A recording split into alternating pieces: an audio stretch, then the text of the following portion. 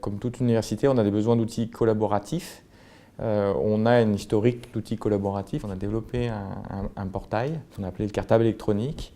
Après, on a eu une application qui était apportée par la région.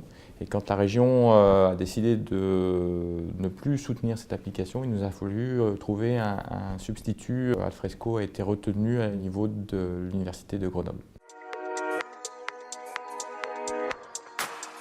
Alfresco est un produit robuste qui supporte assez facilement la définition de groupes, de communautés, ce dont on a besoin, puisqu'on est 60 000 utilisateurs potentiels au niveau des étudiants et 6 800 au niveau des membres qui composent l'université.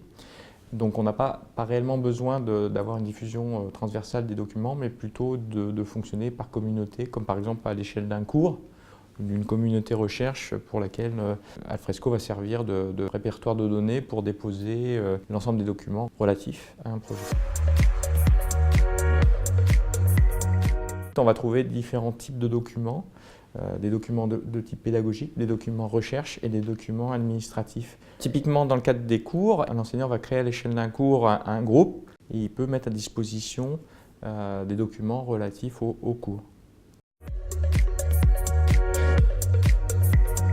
On est une communauté d'université, donc on a des documents aussi à échanger au niveau des administrations et ça c'est assez facilité parce qu'en fait l'ensemble des utilisateurs est invitable. Donc c'est quelque chose qui nous permet d'être transversal, c'est une des forces d'Alfresco.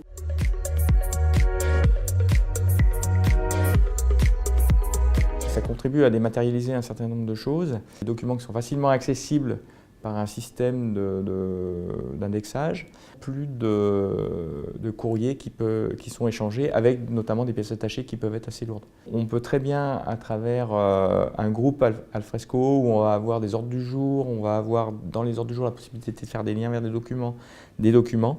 On peut très bien gérer par exemple des réunions de façon complètement automatisée. Donc ça contribue à énormément diminuer le flux des informations qui circulent à travers les mails. La perspective, c'est vraiment démocratiser l'accès à l'information. C'est d'arriver à faire monter nos personnels en compétences, même nos étudiants. Perspective de formation aux outils collaboratifs. On est effectivement à la fin d'un certain type d'échange et de formation, on va dire, un petit peu académique. On prévoit effectivement que les apprentissages de logiciels, les échanges au sujet de cours se feront plutôt par le biais effectivement de réseaux, on peut dire sociaux, mais aussi de réseaux d'entreprises. On est vraiment, à mon avis, à l'aube d'une mutation globale qui va jusqu'à revoir notre façon d'enseigner, ça c'est clair. Tout ce qui va nous aider à faire que le produit convainque les utilisateurs, qu'ils l'utilisent de façon spontanée et qu'il y ait une diffusion, je dirais, pratiquement virale, parce qu'on constate ces phénomènes-là.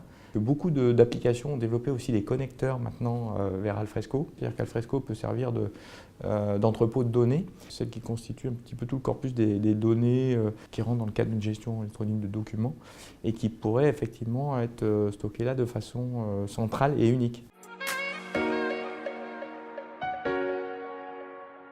Il y a quand même des choses vraiment essentielles.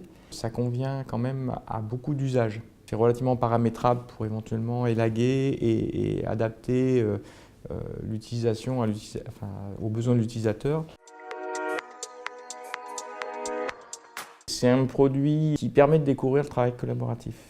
Même avec des gens qui n'en ont pas idée de ce que c'est, ils arrivent à s'approprier la dimension collaborative de l'outil, à exploiter un certain nombre de fonctionnalités. Ça recentre les gens sur un travail à plus forte valeur ajoutée.